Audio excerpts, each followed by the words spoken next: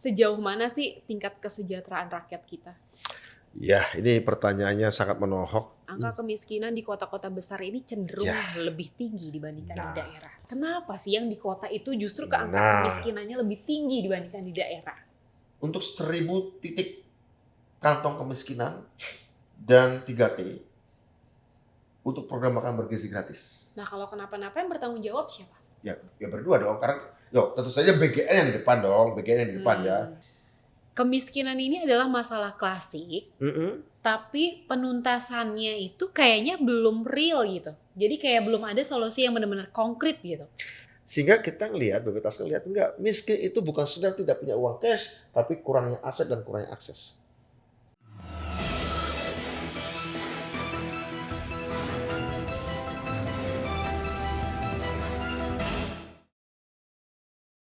Assalamualaikum warahmatullahi wabarakatuh. Kembali lagi bersama saya Dilhantika di program podcast Jurnalistik. Kali ini kita akan bicara tentang kesejahteraan sosial, apalagi ini adalah bulan kemerdekaan Republik Indonesia.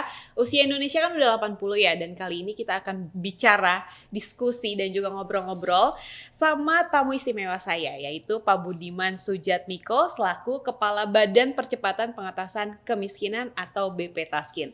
Apa kabarnya Pak Budiman? Baik, Dila, terima kasih sudah diundang nih ke podcastnya inilah.com. Sama-sama, terima kasih. Kabarnya gimana? Baik ya? Baik, di tengah-tengah Kesibukan. aktivitas, kunjungan ke daerah, ya rapat antar kementerian dan lembaga, rapat kabinet. Berarti begitu. memang harus fit terus ya Pak? Harus ya, sambil minum vitamin tentu saja.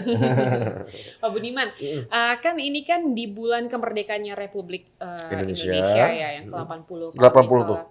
Oh iya, lambangnya bagus tuh Pak. Kalau misalnya di usia 80, kalau orang itu kan sudah berwibawa sekali, sudah sangat bersahaja, udah fokus sama ya agama mungkin lah ya. Tapi kalau Afterlife ya. Ya, slow living kali ya, slow living. Nah, tapi kalau misalnya kita lihat kesejahteraan rakyat Indonesia, kalau menurut Pak Budiman di usia Indonesia yang sekarang ini udah 80, sejauh mana sih tingkat kesejahteraan rakyat kita? Ya, ini pertanyaannya sangat menohok, tapi penting banget pertanyaannya karena memang janji kemerdekaan kita kan memajukan kesejahteraan umum dan mencerdaskan kehidupan bangsa.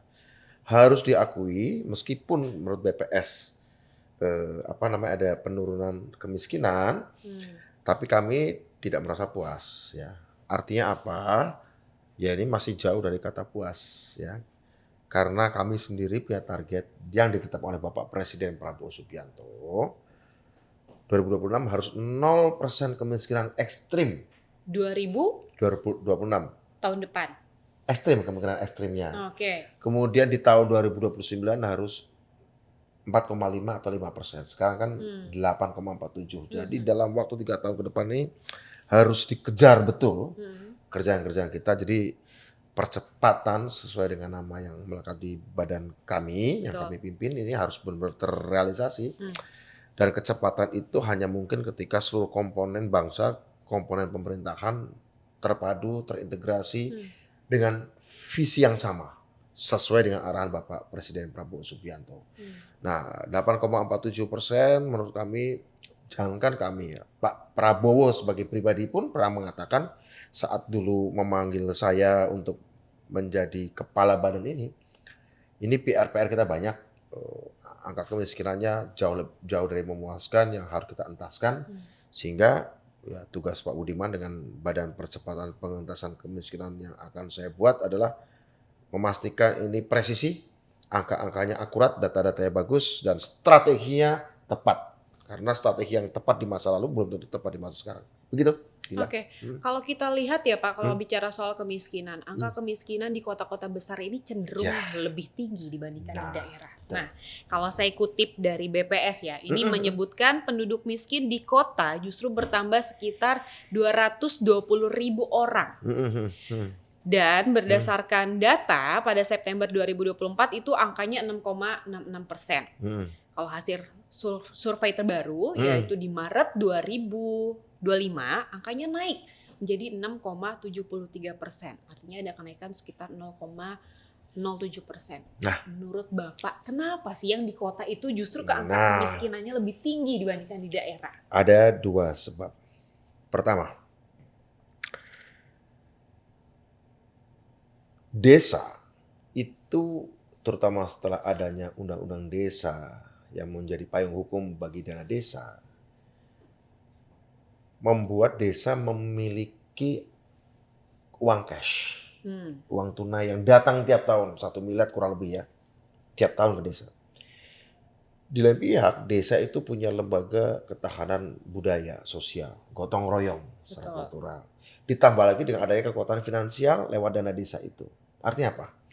Secara sosial, kalau ada orang miskin di desa ditolong oleh tetangganya, secara finansial adanya intervensi negara, membuat desa bisa punya kekuatan secara sosial, kultural, dan secara finansial.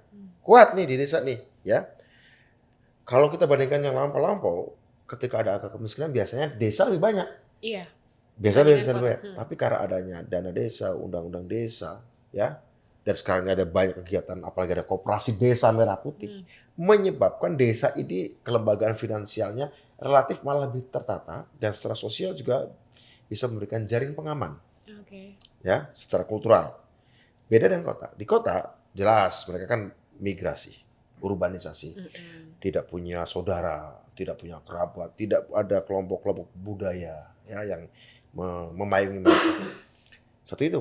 Sehingga orang miskin di kota self help, harus melawan dirinya sendiri. Kedua, jenis-jenis investasi di kota kebanyakan konsentrasi adalah investasi padat modal. Kenapa padat modal? Industri teknologi, industri keuangan, apalagi kemudian ada beberapa industri properti, padat modal.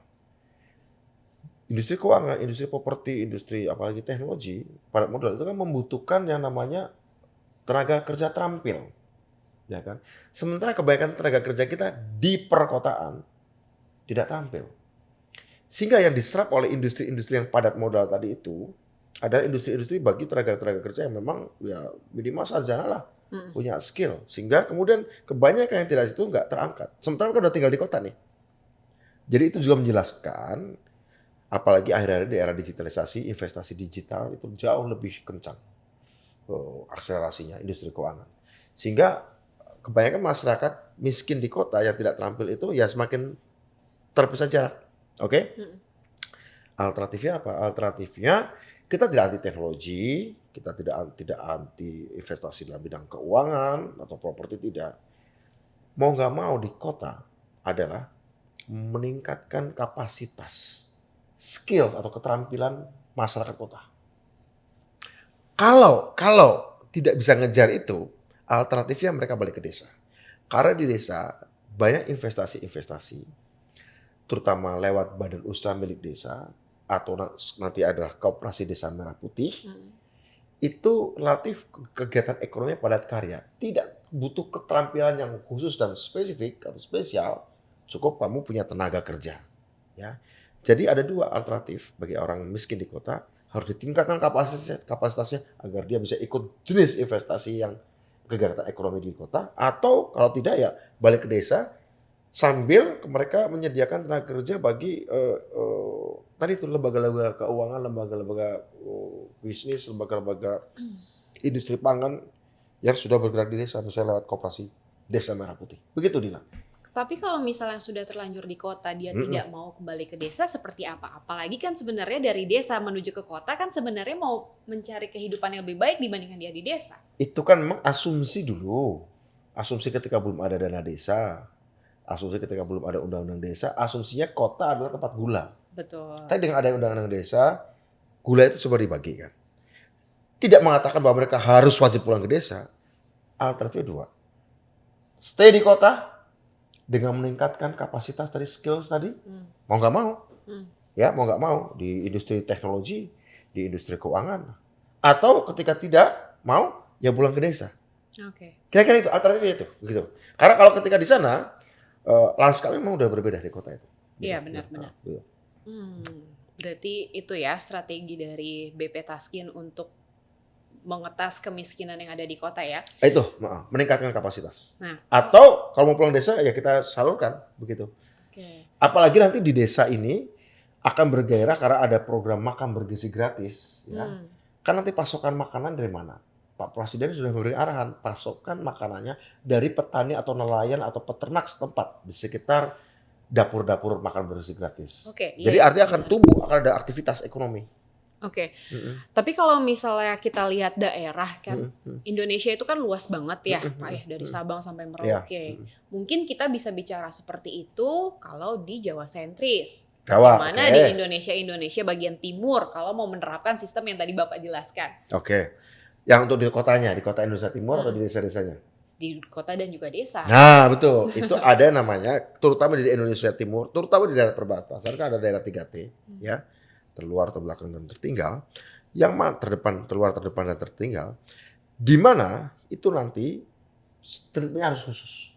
Karena begini, di daerah-daerah 3T, itu kan kebanyakan kemiskinannya ekstrim. Hmm. Ya. Kemiskinan ekstrim itu, miskin itu apa sih? Gak ada cash, gak ada uang tunai, gak ada aset, gak ada akses. Di daerah kemiskinan ekstrim, itu biasanya tiga-tiganya gak ada tuh. Kalau di Jawa atau di beberapa tempat lain, tidak harus di Jawa, orang miskin itu kadang-kadang hanya kurang aset aja, tapi mungkin ada akses pada pendidikan. Ada uang cash juga dari bansos. Tapi kalau di daerah ekstrim, 3T itu kadang-kadang tiga-tiganya nggak ada.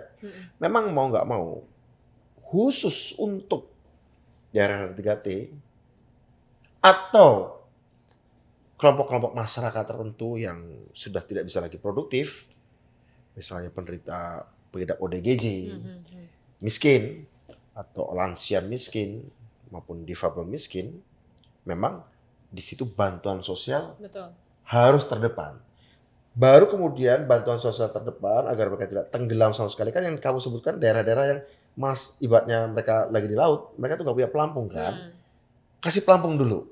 Yang penting jangan tenggelam dulu untuk daerah-daerah yang memang sangat terbelakang. Tapi untuk daerah-daerah sebenarnya sudah maju tapi ada kantong kemiskinan, mungkin tekanannya bukan pada uang cash, bukan pada kasih pelampung, tapi memang pemberdayaan. Termasuk meningkatkan skill. Di kota jelas infrastrukturnya bagus dong. Di kota infrastrukturnya bagus, akses pada ilmu pengetahuannya ada. Akses kepada pasarnya mudah, relatif mudah daripada daerah terbelakang. Akses kepada teknologinya ada. Masalahnya mereka kurang cash. Ya, masalah mereka kurang cash kan, dan kurang aset. Aset rumah kadang-kadang rumahnya kontrakan, aset tanah mereka nggak punya begitu. Kurang aset dan kurang cash. Meskipun cash itu uang tunai itu baik berkeliaran di kota, tapi mereka nggak bisa jangkau kan.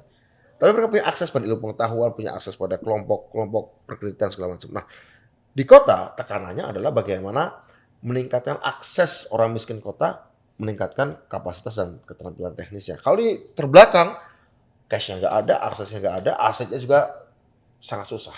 Kira-kira begitu. Jadi ini harus mulai dari cash dulu. Baru setelah mereka tidak tenggelam, setelah sekian lama baru diberdayakan. Kira-kira begitu. Artinya bansos.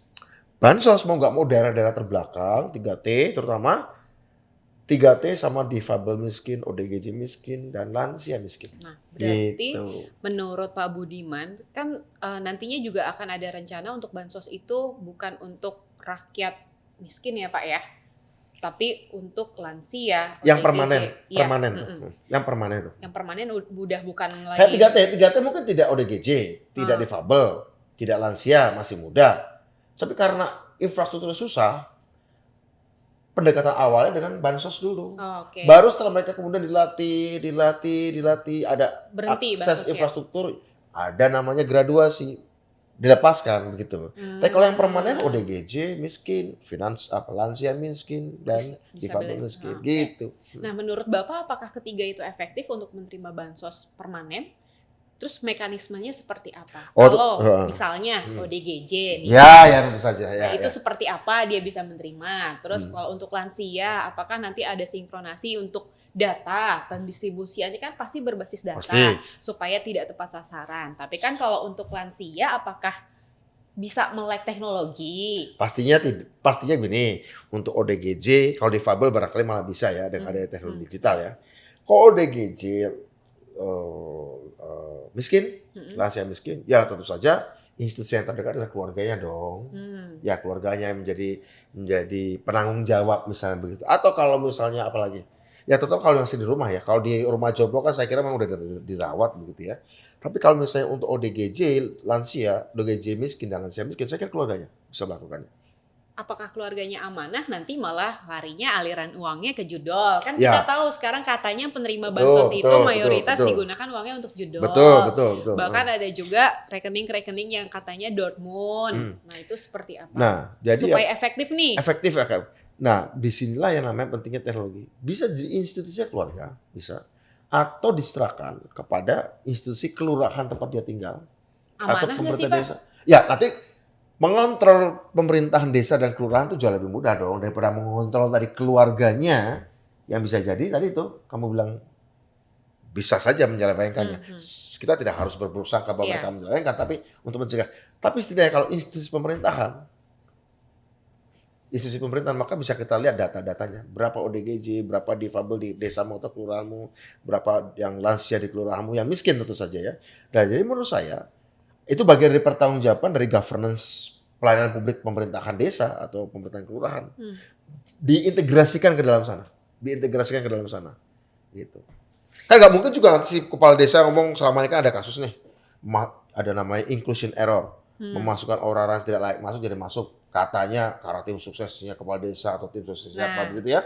Nah ini dengan adanya kriteria baru ya bisa lebih mudah dibuktikan. Ini betul ODGJ tidak. Masa orang akan diklaim sebagai bagian ODGJ. Padahal dia tidak ODGJ begitu kira-kira. Begitu. Nah, untuk verifikasi data ini Pak, apalagi lansia. Siapa tahu lansia itu sudah meninggal, sudah tidak ada. Iya betul. Itu masalahnya. Itu masalah yang kita lihat bahwa akuntabilitas kita memang harus diperbaiki. Dengan ada data science sekarang ini ada teknologi yang akan diterapkan menurut saya itu nanti di BPS ya urus saya tentu saja dibantu oleh Kementerian Sosial bagaimana mekanisme penyalurannya harus menjadikan terdigitalisasi dengan baik. Kalau perlu ada teknologi Pak Presiden sudah menggunakan perpres tentang blockchain untuk menelusuri perjalanan dan alur uang yang ada dan pengguna yang untuk apa begitu saya pikir mau nggak mau di tengah kerumitan tadi ancaman penyimpangan itu maka penggunaan teknologi digital menjadi keharusan begitu Berarti harus ada sedikit pendekatan mungkin teknologi. manusia yang terlibat ya transparansi akuntabilitas lewat mesin digital gitu begitu. Baik. Sedikit mungkin manusia yang terlibat maka sedikit mungkin peluang untuk adanya penyimpangan gitu ya. Kalau misalnya kita bicara soal tadi, Bapak juga sempat nyinggung. Kan pertama kita kasih pelampung dulu ke bansos. Ketika memang nanti dia sudah oke, kan nanti akan dilepas. Betul. Berarti akan ada sektor-sektor baru, ya Pak. Ya. Nah, apa sih Pak sektor-sektor itu? Saya sempat baca katanya Bapak pernah nyebut ada 9 sektor. Betul. Wah, apa saja tuh Pak? Dalam pembahasan. Nah, sektornya pangan. Pangan berarti berhubungan dengan Kementerian Pertanian, Desa, Badan Gizi Nasional, KKP juga ya. Pangan, energi baru terbarukan, industri kreatif, digital, perumahan, pendidikan, kesehatan, transportasi, dan hilirisasi dan manufakturisasi atau pengolahan. 9 sektor itu kenapa penting? Karena ini adalah 9 sektor yang kami lihat menjadi motor penggerak kegiatan ekonomi yang selama ini ada, namun kurang menetes ke bawah. Tugas BP Tasken adalah menyiapkan selang agar sektor-sektor ini membawa manfaat sosial bagi orang-orang miskin, di mana ada beberapa sektor yang menurut kami sudah paling siap untuk mengatasi kemiskinan. Sektor pangan. Pangan, berarti berhubungan dengan pertanian. Ya, kenapa pangan? Karena negara campur tangan. Kenapa disebut siap? Pangan itu disebut paling siap mengatasi kemiskinan. Karena negara campur tangan. Dalam bentuk apa? Dalam bentuk kepastian pembelian produk pangan sebagai bahan untuk menyediakan makan bergizi gratis bagi 82 juta orang tiap hari. Oke? Ukuran kesuksesan pemberdayaan ekonomi rakyat itu, ukuran puncak tertingginya bukanlah saat orang miskinnya jadi rajin, bukan sekedar saat orang miskinnya jadi lebih terampil, bukan saat orang miskin mau masuk koperasi. Yes, itu ukuran, tapi ukuran tertingginya adalah ada nggak yang mau beli produk orang miskin itu.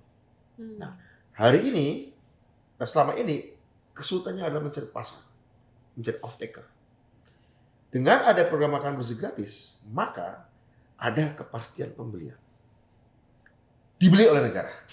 Sehingga ketika orang miskin dilibatkan di dalam aktivitas peternakan, aktivitas pertanian, aktivitas perikanan, bahkan nantinya sampai hilirisasi produk-produk itu, lewat BUMDes-nya, lewat Koperasi Desa Merah Putihnya, maka aktivitas mereka, skills yang mereka yang sudah ditingkatkan, sambil mendapatkan investasi dari swasta maupun dari Danantara, bisa membuat produk itu terserap, sudah pasti diserap oleh negara lewat program makan bergizi gratis. Jadi negara nyegat di ujung. Selama ini beberapa sektornya lain, selama ini itu dilepaskan ke pasar. Dilepasin ke pasar yang bertarung bebas. Tapi khusus untuk pangan, negara sudah siap di ujung menampung produk itu. Begitu. Berarti roles-nya BP Taskin ini adalah menjadi selangnya gitu ya? Selangnya. Eksekutornya badan-badan dan kementerian-kementerian yang kita bisa koeksekusi. Contoh dengan Badan Gizi Nasional. Kami akan melakukan koeksekusi bareng. Untuk 1.000 titik kantong kemiskinan dan 3T untuk program makan bergizi gratis. Nah kalau kenapa-napa yang bertanggung jawab siapa? Ya berdua dong, karena tentu saja BGN yang di depan dong, BGN yang di depan ya. Tapi khusus untuk kantong kemiskinan kami kolaborasi. Soalnya kan ya Pak Budiman juga pasti mendengar, membaca, melihat juga kasus MBG ini kan jadi kasus yang serius. Harus diperbaiki tentu saja. Ya, harus ada beberapa perbaikan. Tugas BP Taskin juga kan salah satunya melakukan evaluasi dan pengawasan terhadap KL. Termasuk juga itu. Nah kita akan coba melakukan evaluasi dan pengawasan nantinya. Begitu. Salah satu dengan cara ketika saat ke eksekusi bareng, kami dengan BGN melakukan koeksekusi. Kita lihat di perjalanannya. Nanti kita akan kerjasama dengan Kementerian Pertanian misalnya. Kerjasama dengan beberapa kementerian lain untuk koeksekusi bareng. Itu dimungkinkan. Dan kami saat melakukan koeksekusi tadi bersama-sama, kita melakukan penilaian. Begitu, pengawasan. Nah, kalau bicara soal tadi kan ada 9 sektor tuh. 9 sektor, ya. Tadi kan nyinggung juga soal pendidikan. Ya. Yang sekarang yang kita tahu kemarin tanggal 14 kemarin sudah berjalan tuh yang namanya sekolah rakyat. Betul. Seberapa optimis sih kalau Pak Budiman melihat sekolah rakyat? Sekolah rakyat jangan dilihat hanya sebagai sebuah entitas untuk transfer ilmu pengetahuan kepada murid. Tidak. Bukan sekedar itu. Yang paling penting filosofi sekolah rakyat adalah memutus mata rantai kemiskinan dari keluarga-keluarga miskin ekstrim. Yang selama ini diwariskan karena si anak itu tidak memiliki akses pendidikan dan seringkali dalam banyak kasus diminta oleh orang tuanya untuk mencari nafkah. Karena kemiskinan ekstrim mereka, hidup di jalanan, hidup di daerah tempat pembuangan sampah akhir, di daerah-daerah kumuh, yang menyebabkan tidak menimbulkan lingkungan yang sehat secara fisik maupun secara kejiwaan bagi si anak. Oke?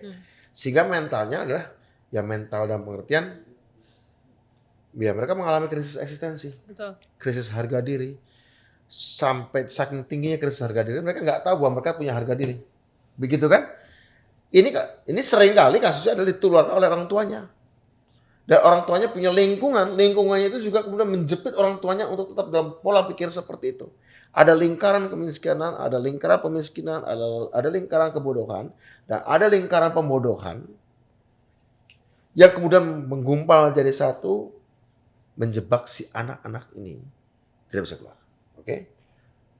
Sekolah rakyat tidak mudah pastinya, ingin membebaskan anak itu dari situ, lingkungan itu. Kira-kira betul. Itu yang paling utama. Nanti udah ada transfer ilmu pengetahuan, yes ada. Ada dengan teknologi, ada dengan mereka mendapatkan fasilitas yang baik. Terus pertanyaan, bagaimana dengan anak-anak yang tidak pada betah, atau pada mereka ada kasus yang keluar segala macam. Itu kan kasusnya sedikit ya, bukan berarti kita abaikan. Karena itu dalam sekolah rakyat nanti pakai sistemnya lain. Sistemnya multi entry, multi exit. Ketika ada seorang masuk dan kemudian merasa bosan, ya kita tahu bahwa mereka ini tidak terbiasa di lingkungan seperti itu. Silakan nggak apa-apa keluar, tapi boleh masuk lagi nanti suatu saat. Begitu. Jadi tidak seperti pendidikan pada umumnya. Ada fleksibilitas, ada kelenturan, ada kelonggaran. Karena yang paling penting sistem ini harus kenyal, harus resilient, harus lentur, kuat tapi juga fleksibel. Kuat dalam pengertian bagaimana sistem sekolah rakyat bisa mengubah mental itu. Kemudian lentur dalam pengertian memberikan toleransi bagi proses si anak-anak miskin itu untuk bisa masuk ke dalam dunia yang baru. Begitu. Karena penyesuaian ya Pak. Penyelesaiannya tidak mudah, sangat tidak mudah. Nah, itu apakah berlaku juga untuk guru yang udah keluar terus nanti tiba-tiba mau masuk lagi karena mungkin jaraknya ternyata udah deket nih sama rumahnya kan, kendalanya kemarin begitu kan Pak? Ya, kendalanya begitu. Tapi tentu saja ini tekanannya pada murid dulu ya. Nanti kita dipertimbangkan untuk gurunya seperti itu. Karena nih kalau gurunya menurut saya kan gini, Dila, beda ya dengan si anak miskin ya. Kalau si anak miskin ekstrim ini kan dia benar-benar dari kubangan masyarakatnya. Sehingga mungkin melihat orang baik pun curiga. Mereka sudah biasa dengan kekerasan, melihat orang baik itu curiga. Kompas moral mereka kan ngacak gitu ya. Sehingga lihat orang baik pun curiga. Lihat orang jahat itu bagi mereka lebih terbiasa. Lebih nyaman jangan-jangan melihat orang jahat. Dan otak mereka selalu dipacu untuk bagaimana mensiasati dan keluar dari jebakan kejahatan orang lain, dan dia juga bisa merencanakan kejahatan dirinya untuk orang lain juga, karena situasinya kan di komunitas itu hukum rimba kira-kira begitu. Ini beda. Kalau guru tadi sebenarnya kan dalam tanda kutip dalam garis normal kehidupannya, bahwa ada wilayah terpencil, justru kita kan meminta dari guru-guru itu adalah sikap patriotisme, bahwa ini bukan sekedar mengajar, ini adalah bagaimana melakukan transformasi masyarakat. Nah menurut saya pelaku akan berbeda dengan pelakuan si murid ini. Begitu. Mereka kan orang normal begitu. Lagi pula banyak juga mereka yang pengen mau ke sana juga nunggu antrian. Iya. Nah kalau berarti kan tadi selain kalau sekolah rakyat itu kan di situ berarti nanti akan banyak bergerak. Nggak cuma dari pendidikan, pasti juga kan ada sektor yang MBG tadi. Pastinya gitu kan, ada. Pertanian terintegrasi, juga. Betul. Orang tuanya juga diaktifasi ekonominya. Oke, berarti kan memang jalan tuh ya untuk pengentasan kemiskinannya. From end to end, ya dari orang tuanya sampai anak-anaknya. Mekanisme SPPG-nya seperti apa Pak? Ini menarik. Ini yang kami sepakati dengan BGN. Jadi BP Taskin menyepakati untuk daerah-daerah 3T. Yang penduduknya jarang, infrastrukturnya terbelakang, lebih fleksibel. Fleksibel dalam artian misalnya untuk daerah-daerah normal, SPPG itu minimal 3.000 penerima manfaat. Tetapi untuk daerah tertinggal, yang kosong, tidak harus 3.000, bisa 500. Bahkan kemungkinan bisa kita mengaktifasi kantin sekolah juga. Tapi dengan standar pelayanan makanan yang standar makan bergizi gratis itu. Jadi ada kelonggaran-kelonggaran seperti itu. Pun nanti untuk daerah-daerah sekolah-sekolah rakyat, orang tuanya kalau bisa didekatkan ya, tapi bekerja, tapi tidak boleh setiap hari bertemu dia kan, tidak boleh tiap hari kan, anaknya di asrama. Ya kalau bisa dengan jarak yang cukup aman supaya mereka bisa suatu saat bertemu, mungkin sebulan sekali begitu. Karena kan ini kan memutus mata rantai kemiskinan dan bagian dari pengentasan kemiskinan. Si anaknya diputus dari pewarisan kemiskinan, si orang tuanya kan juga harus dientaskan juga. Ya dengan 9 sektor yang saya katakan tadi. Kalau di desa ya diaktifasi di sektor pangan. Kalau di kota mungkin diaktifasi di sektor yang lain, misalnya seperti itu. Begitu. Challenging-nya apa sih Pak selama Bapak ada di BP Taskin ini? Kan itu kan rencana-rencana. Semua rencana kan pasti kan challenging-nya. Atau sebenarnya ya secara rencana kita kayaknya udah oke nih. Eksekusinya yang bikin jadi menghambat itu sebenarnya apa? Kerumitan birokrasi. Dan kedua pendekatan kami ini relatif baru. Sehingga ada beberapa hal yang kerap kita temukan, saya pernah di DPR juga, bagaimana soal birokratisme,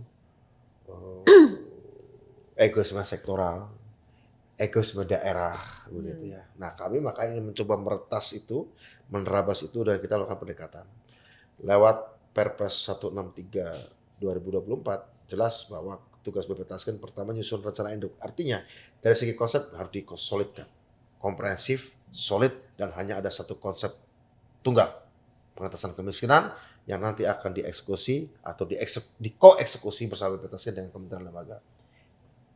Kedua, ini Pak Prabowo sudah melakukan berkali-kali dalam rapat kabinet, ini adalah satu tim.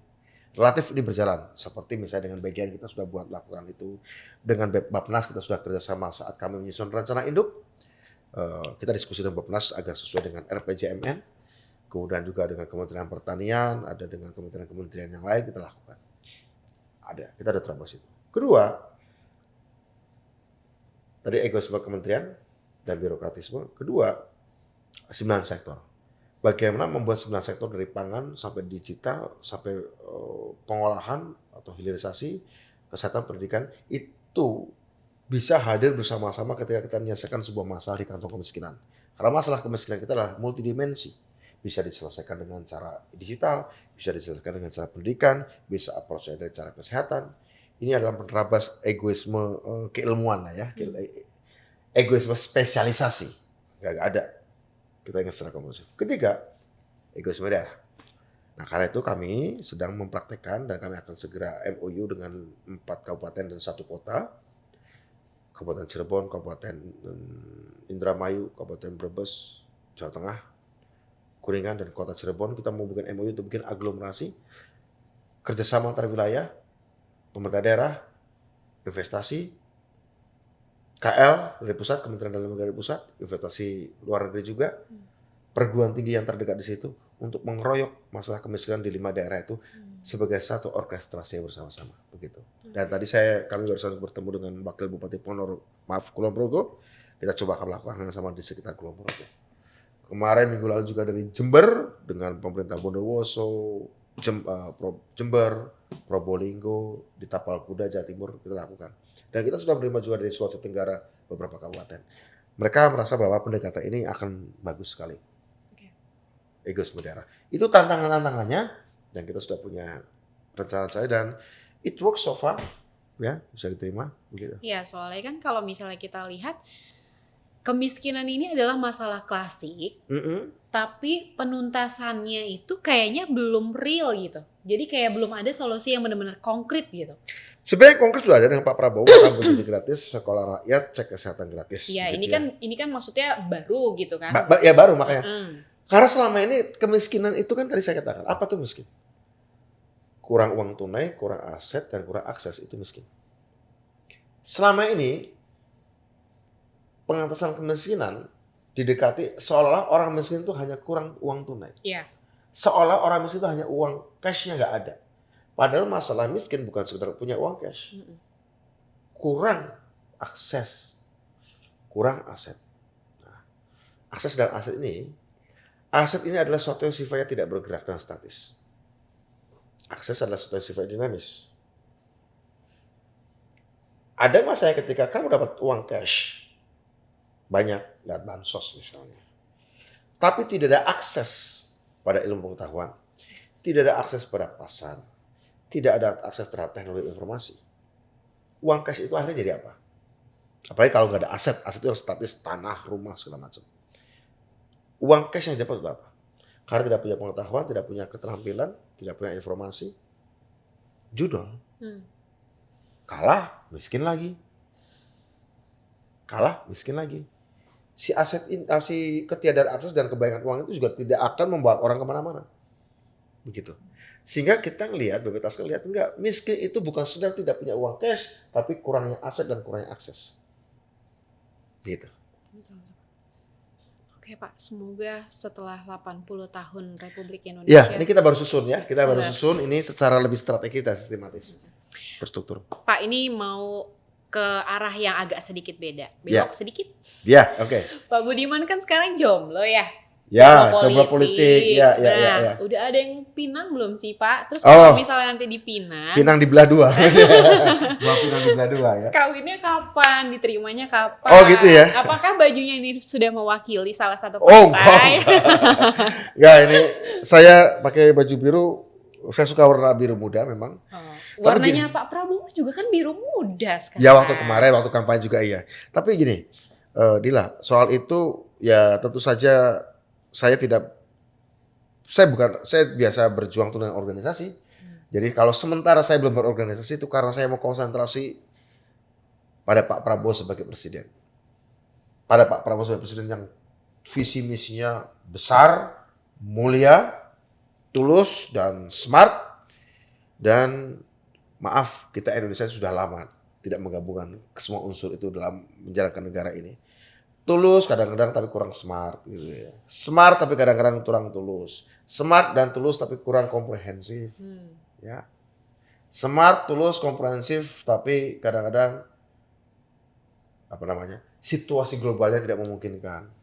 Sekarang terus terang aja, era Pak Prabowo ini ada kecerdasan, ada ketulusan, dan coba kita komprehensifkan, tapi situasi globalnya tidak kondusif. Jadi kadang-kadang masih aja kurang, oke?